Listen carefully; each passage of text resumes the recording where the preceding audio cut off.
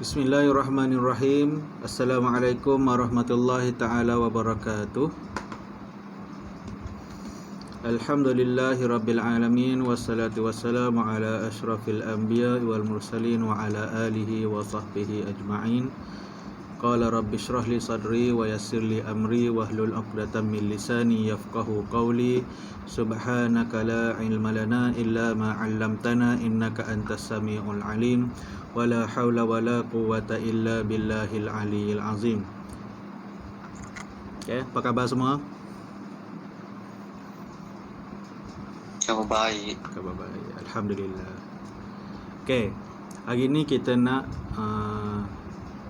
bincang pasal satu tajuk, iaitu pelajaran yang ke-21, Hijrah Detik Bersejarah.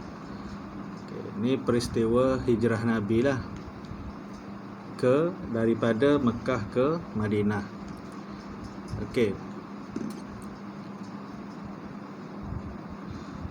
kita tengok maksud hijrah Rasulullah. Okey, hijrah ni apa? Daripada bahasa, definisi daripada sudut bahasa ialah berpindah dari satu tempat ke tempat yang lain. Hijrah lah tu, berpindah daripada satu tempat ke tempat yang lain. Kalau kita, ataupun kalau awak mak ayah awak dulu, mungkin daripada kampung berpindah ke bandar untuk cari rezeki ke, untuk perpindahan tu disebabkan bekerja ke. Okay, tu dipanggil hijrah daripada sudut bahasa. Kita berpindah dari satu tempat ke tempat yang lain. Yang mana bila kita duduk dekat kampung kita lain, bila berpindah ke bandar ataupun ke tempat yang lain tu, culture dia dah lain dah. Kalau kata dekat kampung, kita punya kehidupan kita memang lain lah, cara orang kampung lah. Dengan hebatnya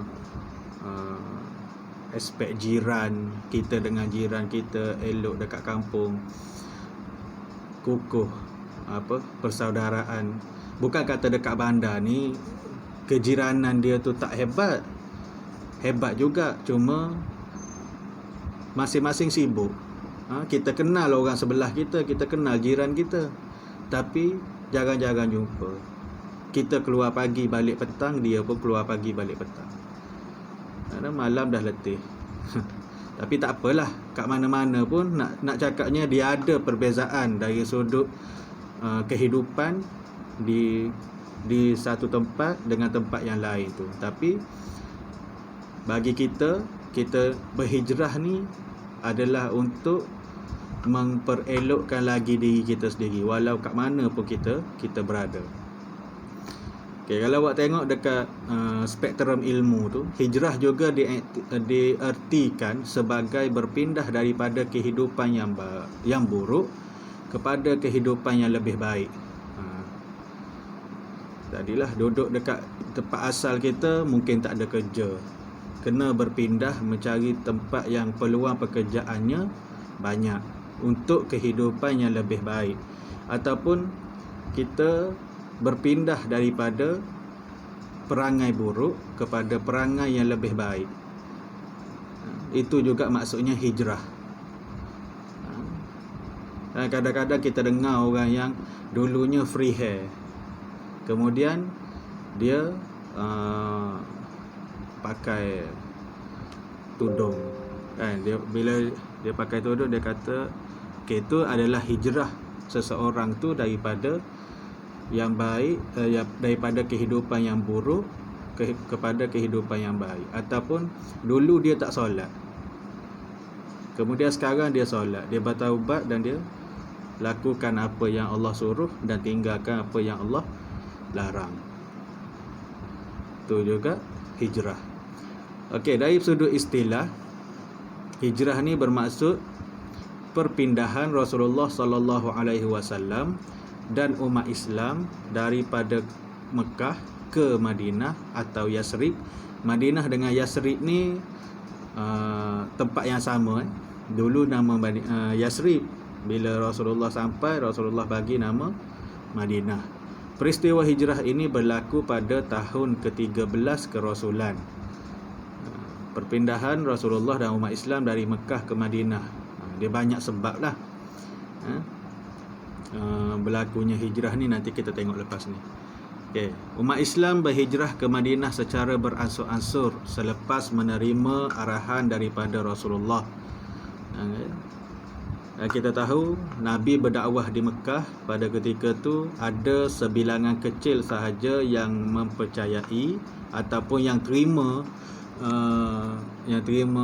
dakwah Nabi tu, yang memeluk Islam. Okay. Kemudian bila Nabi berdakwah secara terang-terangan, masih ada tentangan daripada puak Quraisy, puak musyrikin Mekah pada masa tu. Kemudian Islam ni tak boleh diajar dengan secara meluas, walaupun telah dicuba untuk berdakwah secara terang-terangan. Maksudnya Nabi buat talk, Nabi buat macam-macam lah, menyeru orang musyrikin Mekah pada masa tu, tapi diorang masih lagi tak diterima. Kemudian dia berlakulah, sebabnya hijrah ni bukan berlaku pada Nabi Muhammad saja. Nabi-nabi terdahulu pun diorang ada berhijrah. Hijrah ni tujuan dia adalah untuk mengembangkan agama Islam. Okey. Dan orang Islam pada masa tu yang ikut Nabi dekat Mekah ni, diorang sikit-sikit beransur-ansur keluar pergi ke Madinah. Okey, mereka keluar dari kota Mekah secara rahsia supaya tidak diketahui oleh kaum musyrikin Mekah. Okey, diorang keluar ni secara senyap-senyap. Kalau musyrikin Mekah tahu, mereka mungkin akan dibunuh. Okey, tiada seorang pun sahabat Nabi SAW yang berani berhijrah secara terang-terangan kecuali Umar Al-Khattab. Tak ada seorang pun yang berani untuk berhijrah secara keluar macam tu je. Kau nak ke mana? Aku nak hijrah ke Madinah. Tak ada seorang pun kecuali Umar Al-Khattab. Saidina Umar je yang berani, sebab tak ada orang berani lawan dia. Kita tahu sifat peribadi Saidina Umar ni, dia adalah seorang yang tegas, yang hebat kepribadiannya. Ada riwayat kata setan pun takut dekat Saidina Umar ni. Usahkan orang-orang kafir Mekah masa tu. Diorang, walaupun Umar ni pergi secara terang-terangan, lalu je depan diorang tak tanya, kamu nak ke mana Umar? Tak ada. Sebab sifat peribadi Saidina Umar tu, tak ada siapa pun yang berani nak tegur dia apa yang dia buat. Okey, setelah hampir 2 tahun para sahabat beransur-ansur berhijrah ke Madinah, barulah Rasulullah berhijrah setelah mendapat isyarat daripada Allah Subhanahu Wa Taala. Maksudnya umat Islam, sahabat-sahabat Rasulullah dulu yang pergi berhijrah, kemudian barulah selepas hampir 2 tahun barulah Rasulullah ikut dia orang. Selepas Allah bagi isyarat, okey, dah habis sahabat, maka hijrahlah kamu wahai Muhammad. Okay. Nabi pun mulalah berhijrah. Okay, kita tengok faktor yang mendorong berlakunya hijrah ni. Apa sebab hijrah? Okay, yang pertama, isyarat Allah Subhanahu Wa Taala. Allah mengisyaratkan Rasulullah SAW supaya berhijrah sebagaimana firman-Nya, wa iz yamkuru bikal ladzi nakafaru liyusbituka aw yaqtuluka aw yukhrijuk wa yamkuruna wa yamkurullah wallahu khairul makirin. Maksud dia, ni ayat 30 daripada surah Al-Anfal ni.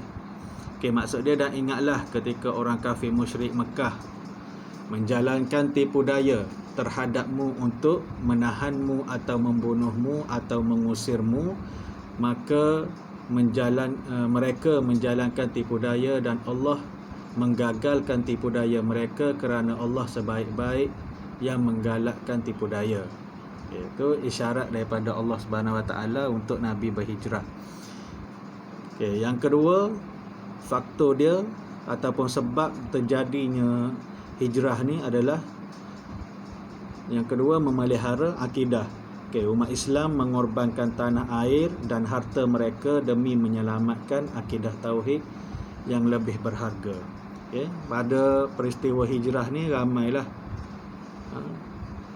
sahabat-sahabat Nabi yang mana dia orang ni dekat Mekah, dia orang adalah orang yang berharta, dia orang adalah orang yang kaya raya, dia orang ada pangkat tertentu, ada keluarga. Tapi dia orang korbankan semua, tinggalkan tanah air untuk mempertahankan akidah, untuk mempertahankan agama Islam ni. Dia orang sanggup tinggalkan. Mana yang kita tahu ada yang tinggalkan anak bini pergi berhijrah, ada yang tinggalkan sahabat-sahabat, kawan-kawan dia orang pergi berhijrah, tinggalkan rumah yang ada dekat Mekah tapi pergi ke Madinah. Dia orang tinggalkan segala yang dia orang ada dan pergi dengan kehidupan yang baru dekat Madinah. Kemudian yang ketiga, pelawaan daripada penduduk Yashrib, pelawaan daripada penduduk Madinah. Orang Madinah ataupun penduduk Madinah yang ajak Rasulullah pergi ke Madinah untuk kembangkan Islam kat sana.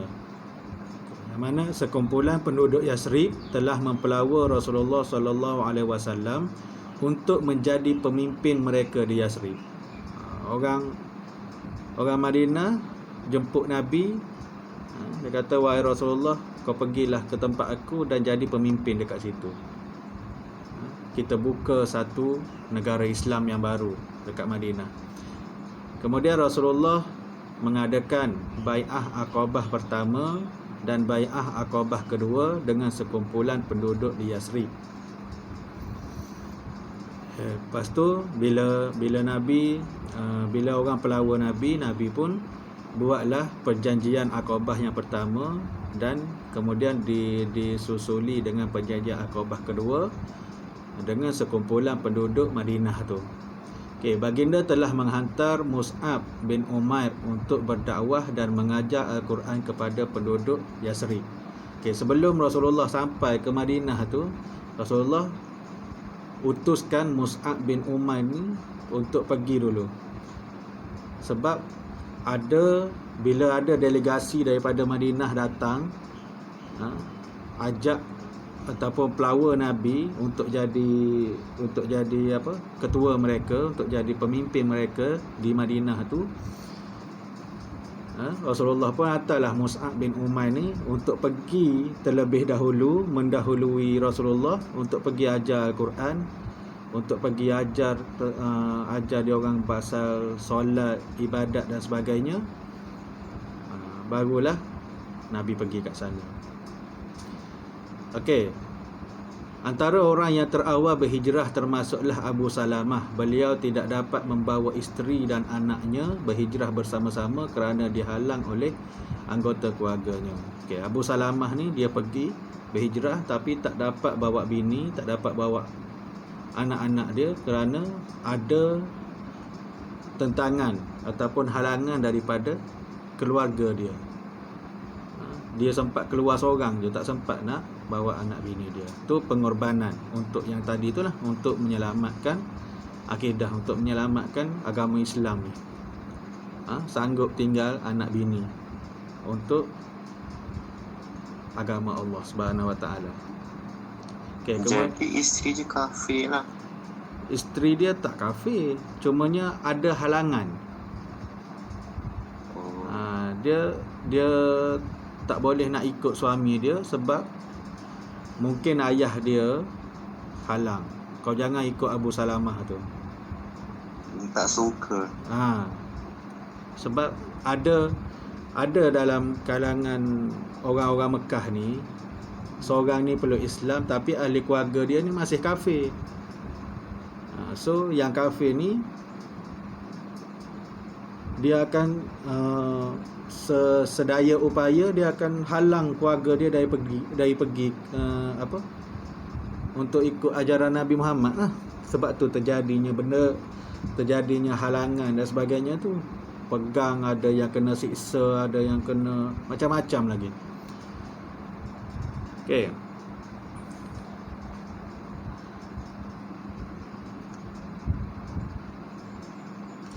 Okey, kita tengok perjanjian Aqabah ataupun Bai'ah Aqabah ni. Yang pertama, isi kandungan Bai'ah Aqabah yang pertama yang kita tengok tadi tu apa? Dia kata perjanjian Aqabah ialah perjanjian Nabi Muhammad dengan 12 orang. Delegasi yang pertama daripada Yasrib, daripada Madinah ni ada 12 orang yang diorang datang jumpa Nabi Muhammad. Lepas tu diorang peluk Islam. Bila diorang memeluk Islam, Nabi pun membuat perjanjian dengan diorang. Yang ni terjadi pada tahun kedua kenabian lagi. 2 tahun selepas Nabi Muhammad diangkat menjadi Rasul, diorang ni datang, yang 12 orang ni datang.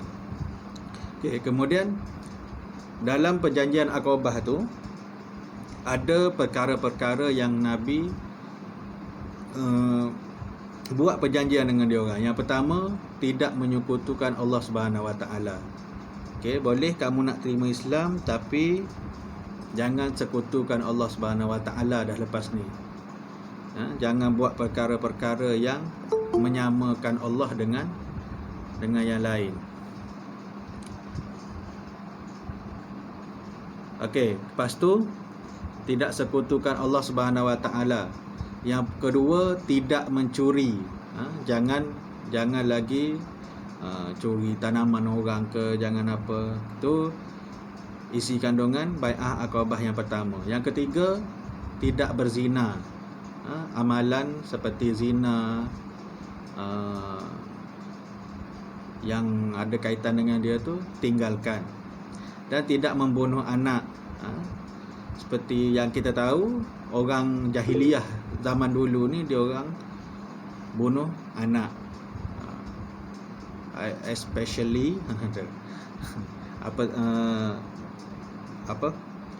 nak lagi anak tu adalah anak perempuan. Yang kita dengar perbuatan yang ataupun masyhur di kalangan orang jahiliyah ni dengan membunuh anak. Sebab dia orang kata, macam yang kita belajar baru ni, anak perempuan ni tidak membawa apa-apa kelebihan. Sedangkan dia orang tak fikir mak dia orang perempuan, adik dia orang perempuan, isteri pun perempuan, tapi bila dapat anak perempuan dia orang bunuh. Itu pemikiran jahiliyah yang kalau macam kita fikir sekarang tak masuk akal. Kenapa dia orang anak perempuan nak bunuh? Padahal jadinya kita ni ataupun lahirnya kita ni disebabkan ada orang perempuan, ibu. Tapi bagi dia orang anak perempuan ni tak ada apa-apa. Sebab itulah Nabi larang dalam perjanjian Aqabah yang pertama ni tidak lagi melakukan amalan jahiliyah seperti membunuh anak. Tidak mengada-ngadakan dusta, tidak bercakap bohong. Mengada-ngadakan dusta ni tidak bercakap bohong, tidak menipu dalam percakapan dan sebagainya. Lepas tu tidak menerhakai perkara-perkara yang baik. Tidak, kalau kita tahu benda tu benda baik, jangan memesongkan perkara yang baik tu. Okey, kemudian lepas tu dia ada lagi perjanjian Aqabah yang kedua. Perjanjian Aqabah yang kedua ni dia terjadi ataupun dia dibuat perjanjian ni oleh Nabi Muhammad bersama dengan 73 orang lelaki dan 2 orang perempuan daripada Yasrib, daripada Madinah tu. Wanita tersebut bernama Nusaibah binti Ka'ab dan Asma bin Amri. Perjanjian ini terjadi pada tahun ke-13 kenabian. Okey.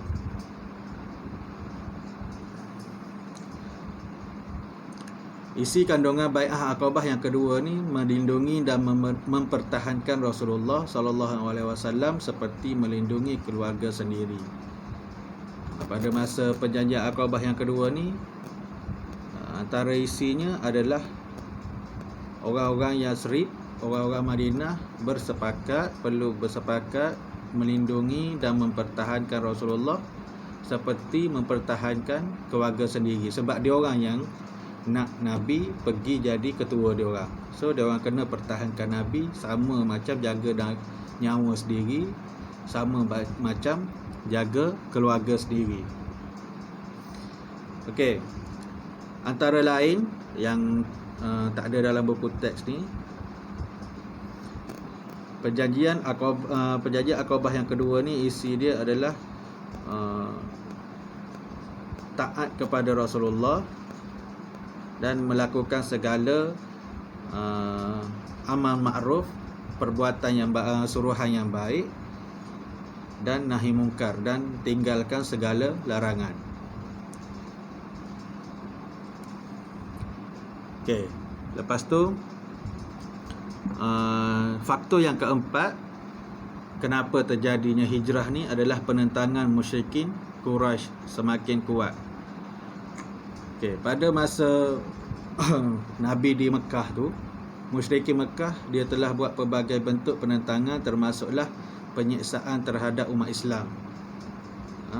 Tekanan ke atas Rasulullah pula semakin hebat, terutamanya selepas kematian bapa saudara baginda iaitu Abu Talib. Kemuncak kepada penentangan mereka ialah mereka berpakat di Darun Nadwah untuk membunuh Rasulullah. Okey, pada masa ni orang musyrikin Mekah ni bila dia tahu seseorang tu telah peluk Islam, dia akan cari dan dia akan buat penyiksaan dan sebagainya. Antara orang yang ramai memeluk Islam pada masa tu adalah golongan hamba. Macam yang kita tahu kisah yang masyhur, contohnya Bilal dan sebagainya tu. Dia orang ni memang teruklah kena seksa disebabkan oleh keislaman dia orang. Okey. Tengok tepi tu, pakatan membunuh Nabi Muhammad di Darun Nadwah. Mesyuarat bersetuju agar seorang pemuda yang gagah daripada setiap puak yang dipilih membunuh Nabi secara serentak supaya Bani Hashim tidak dapat menuntut bela atas kematian Nabi Muhammad. Diorang pergi berbincang. Darun Nadwah ni satu tempat lah yang diorang kumpul untuk buat satu mesyuarat ke apa ke, dipanggil Darun Nadwah.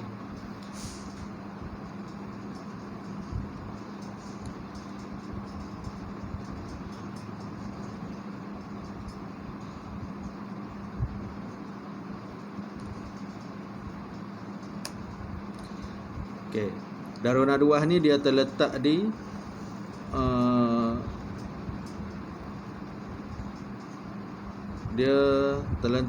terletak di dekat dengan Telaga Zamzam.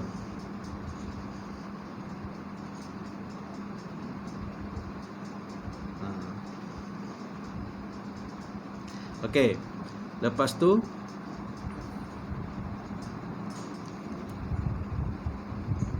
kita tengok kronologi hijrah, peristiwa yang penting semasa hijrah Nabi SAW. Apa yang berlaku pada awal sehingga akhir peristiwa hijrah tu. Okey, pada 27 Safar di Mekah, pada waktu tengah malam Rasulullah telah keluar bersama-sama dengan Saidina Abu Bakar, dan Saidina Ali pula tidur berselimut di tempat baginda untuk mengelirukan masyarakat Quraisy. Okey, tadi dekat Darun Nadwah tadi, diorang dah sepakat untuk lantik pemuda-pemuda dalam setiap kabilah tu, kumpulan masyarakat tu, untuk dia cari seorang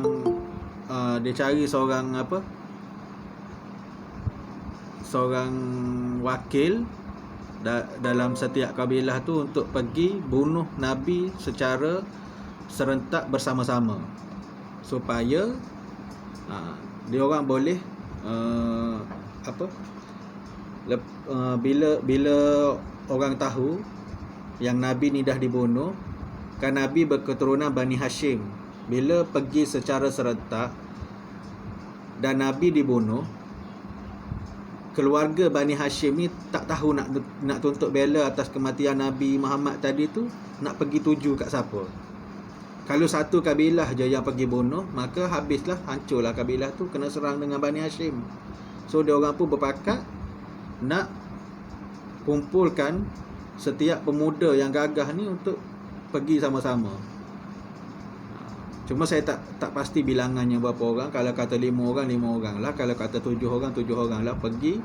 Diorang pergi bersama-sama, pergi ke rumah Nabi. Diorang buat satu macam serbuan lah. Diorang keliling rumah Nabi tu dan nak pergi serang Nabi. Tapi pada masa diorang pergi tu, diorang bertukar. Bila diorang buka selimut tempat tidur Nabi tu, yang ada di tempat tidur Nabi itu adalah Sayyidina Ali, bukannya Rasulullah sallallahu alaihi wasallam. Sebab Rasulullah dah keluar dengan Abu Bakar. Antara strategi Rasulullah buat, gantikan tempat tidur dia dengan Sayyidina Ali. Sayyidina Ali pula dengan beraninya, tanpa takut, Sayyidina Ali pun gantikan Nabi di tempat tidur Nabi itu. Cuma yang jadi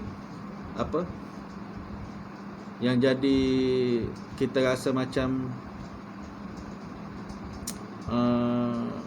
apa nak cakap ayat tu.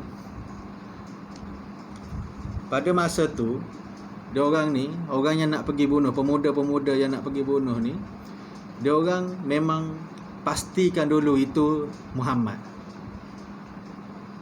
Kan? Ni perancangan Allah Subhanahu Wa Taala lah ni. Dia orang pergi tempat tidur Nabi berselimut, tapi dia orang buka dulu selimut tu untuk pastikan ini benar-benar Muhammad, baru dia orang bunuh. Kalau tak, kan, kalau dia orang tak cek dulu, pasti Sayyidina Ali dah terkorbanlah pada masa tu. Dah tempat tidur Nabi, takkan orang lain nak tidur, pergi tikam dengan tombak ke apa ke. Tapi tu perancangan Allah Subhanahu Wa Taala.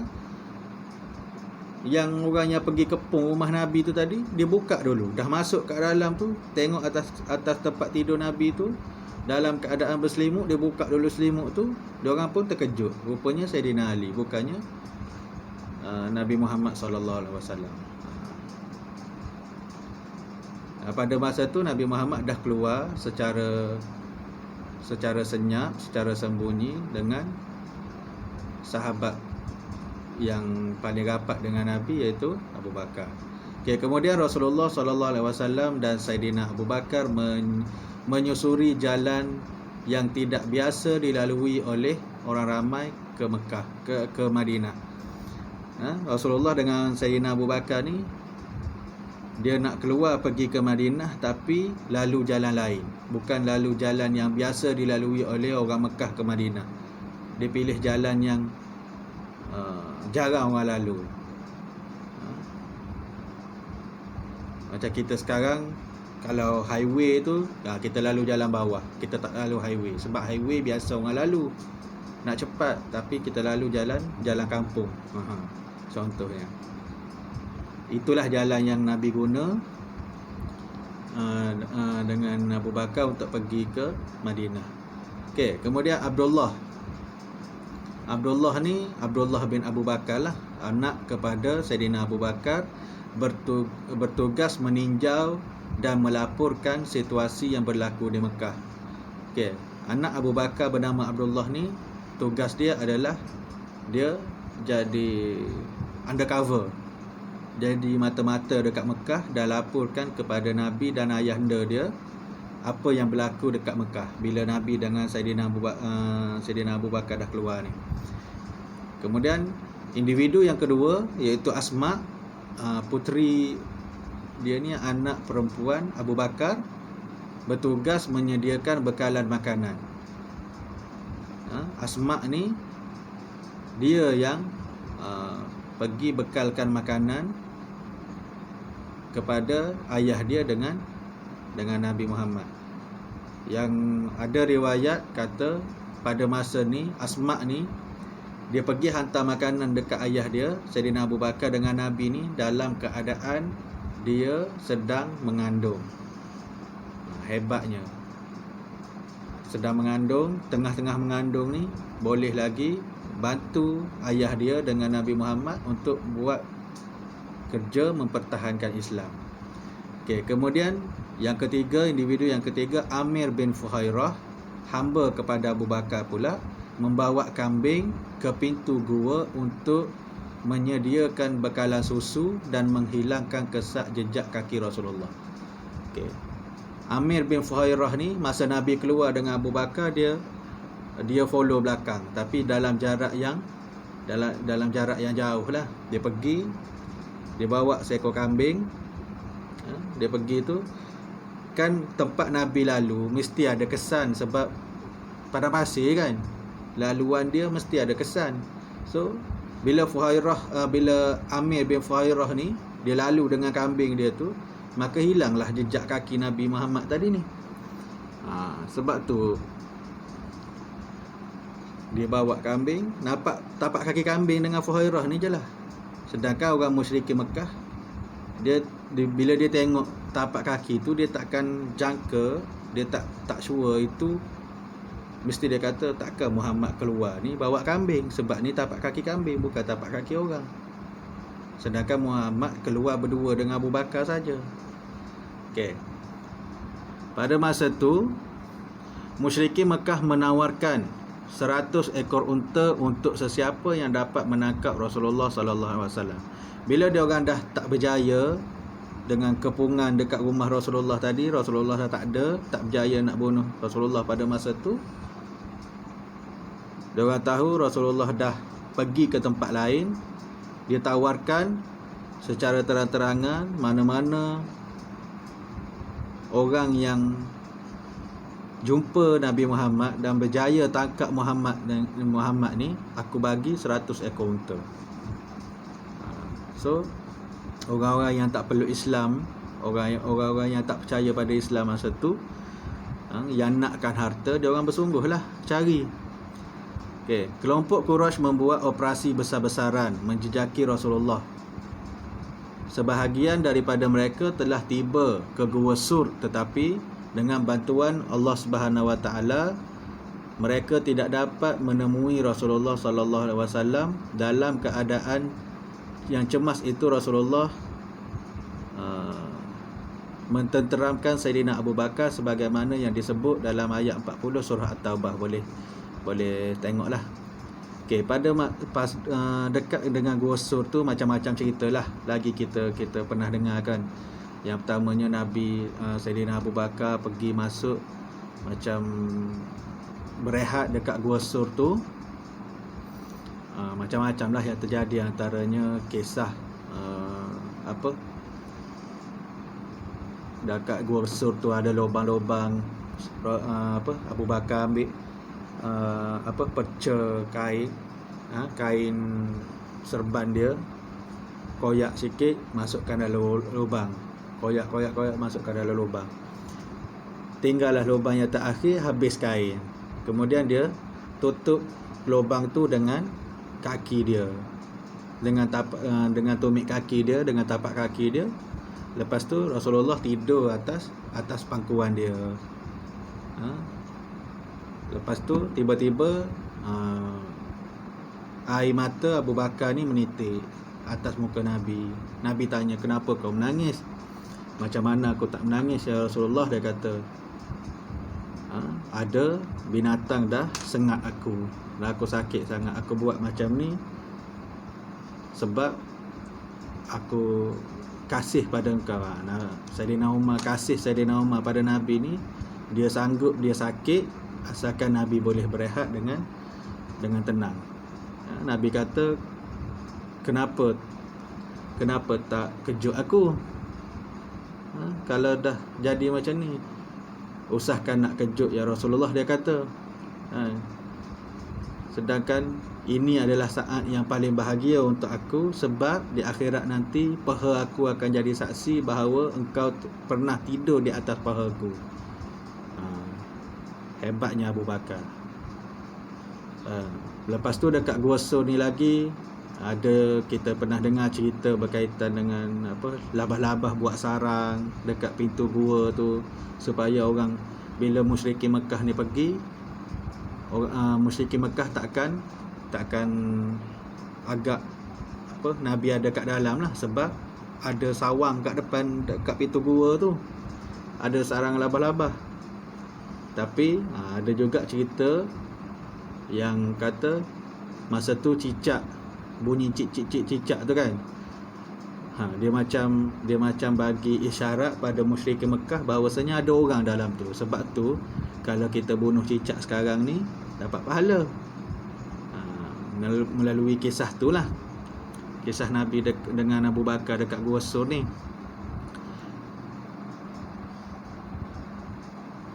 Okey, kemudian pada 12 Rabiul Awal di Yasrib, ketibaan Nabi Muhammad Rasulullah sallallahu alaihi wasallam disambut dengan gembira oleh penduduk di Yasrib.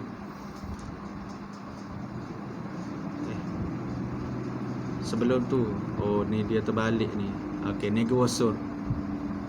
Yang kedua, setelah 3 hari di Gua Sur, mereka menuju ke Madinah bersama-sama dengan seorang penunjuk jalan, iaitu Abdullah bin Uraiqid, iaitu seorang musyrik yang jujur.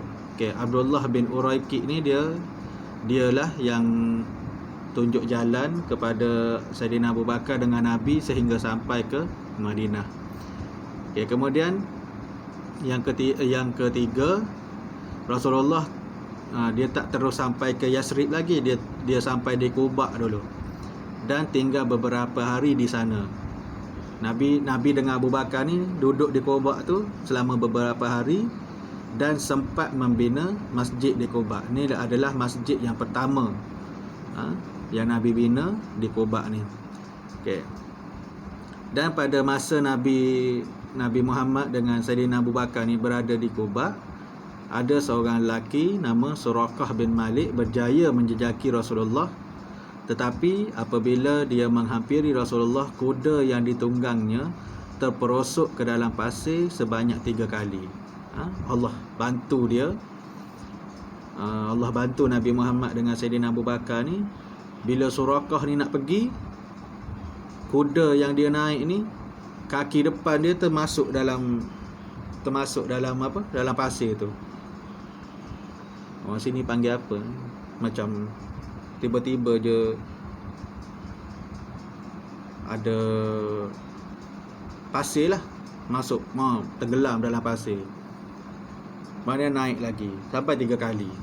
Kemudian bila macam tu dah kantoi dengan Rasulullah dengan Abu Bakar. So Rasulullah pun memaafkan Suraqah dan memintanya merahsiakan pertemuan mereka, lalu menjanjikan mahkota kebesaran Kisra untuknya. Okey. Kemudian pada 12 Rabiul Awal, Nabi tiba di Madinah dan disambut gembira oleh orang Yasrib. Yang awak dengar lagu Tala'al Badru Alaina tu, tu cerita bila Nabi sampai dekat Madinah lah. Okey, mereka berlumba-lumba merebut tali unta tunggangan Rasulullah dengan harapan Rasulullah akan menetap di rumah mereka. Akhirnya unta Rasulullah sallallahu alaihi wasallam berhenti di rumah Abu Ayyub Al-Ansari. Okey. Pada masa tu orang Madinah ni dia orang teruja lah. Bila Nabi sampai, dia orang pun teruja. Masing-masing nak Nabi tu bermalam di rumah dia orang. Dan pada masa tu Nabi Muhammad pun dia kata, dekat mana unta aku berhenti, dekat situlah aku akan bermalam. Dan ditakdirkan Allah Subhanahu Wa Taala unta Nabi berhenti di hadapan rumah Abu Ayyub Al-Ansari.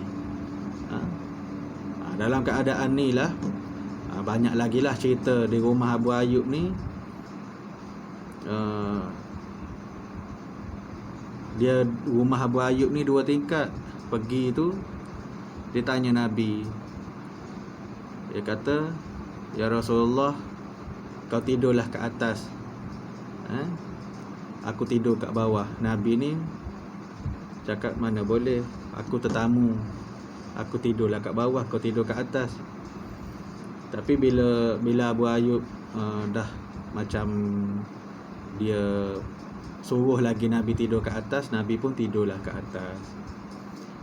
Ditakdirkan bila Nabi tidur dekat atas, pada masa tu panas terik, malam pun panas. Dan rumah orang dulu ni dia macam, bukan macam sekarang rumah batu kan, ada mungkin kulit tamar ke apa ke dia orang buat dekat atas tu. Bila panas, Nabi tidur dalam keadaan berpeluh. Kemudian peluh tu jatuh. Yang dekat bawah ni ada Abu Ayyub ni duduk tengah tidur. Peluh tu jatuh betul-betul dekat muka Abu Ayyub Al-Ansari ni. Kemudian Abu Ayyub pun dia nganga mulut dia. Setiap kali peluh jatuh masuk dalam mulut dia. Setiap kali peluh jatuh masuk dalam mulut dia. Dan diceritakan Abu Ayyub ni cakap peluh Nabi tu wangi dia lebih daripada wangian kasturi. Hebatnya. Bila lama dia menadah mulut dia tu, tiba-tiba Rasulullah pun turun. "Kenapa mulut kau tenganga?" Dia kata, "Ya Rasulullah, aku nganga mulut sebab peluh kau terjatuh dalam mulut aku. Dan harum bau dia tu wanginya melebihi wangian kasturi." Pada masa tu Nabi pun cakap, "Kalau itu yang kau lakukan untuk aku, maka haramlah api neraka untukmu." Hebatnya Rasulullah. Okey, kemudian kita tengok kesan daripada peristiwa hijrah Rasulullah ke Madinah. Yang pertama, dari sudut agama, ajaran Islam semakin tersebar kerana dakwah dapat dilaksanakan secara lebih terbuka. Yang kedua, dari sudut sosial, kehidupan masyarakat Madinah berubah kepada sistem hidup yang lebih baik dari segi akidah, syariat dan akhlak. Dari sudut politik, tertegaknya negara Islam pertama yang berdaulat di bawah pimpinan Rasulullah sallallahu alaihi wasallam. Dan daripada sudut ekonomi, kedudukan ekonomi umat Islam semakin kukuh melalui sistem ekonomi Islam yang dilaksanakannya. Bila Nabi buat sistem, bila Nabi pergi ke Yasrib, Nabi jadi ketua kat situ. Daripada sudut 4 aspek ni, agama, sosial, politik dan ekonomi ni, semuanya berubah. Okey. Kemudian iktibar daripada peristiwa hijrah Rasulullah sallallahu alaihi wasallam ni, yang pertamanya, umat Islam perlu bijak membuat perancangan dan menyusun strategi sebelum melakukan sesuatu tindakan. Macam mana yang kita tengok strategi Nabi tadi ni kan. Dia nak keluar, dia gantikan Sayyidina Ali di tempat tidur dia untuk mengaburi mata orang kafir Quraisy. Kemudian sentiasa bersikap optimis, yakin bahawa kejayaan pasti bersama-sama dengan orang yang benar. Berani kerana benar. Mencari teman yang soleh, baik, budi pekerti dan ikhlas membantu. Kita nak buat something ni, kalau tak mampu buat seorang, carilah orang yang boleh membantu kita, orang yang boleh seiring dan sejalan dengan kita. Macam mana Nabi memilih sahabat, iaitu Sayyidina Abu Bakar, yang memang soleh tu memang tak boleh nak lawan lah. Iman Abu Bakar ni tak boleh nak lawan dengan manusia-manusia yang lain. Okey, baik budi pekerti dan ikhlas membantu. Kemudian sabar dan tabah menghadapi halangan dan cabaran. Sentiasa bertawakal dan memohon pertolongan Allah serta mematuhi segala perintahnya, dan sentiasa mengutamakan dan memelihara kesucian akidah dan keselamatan nyawa.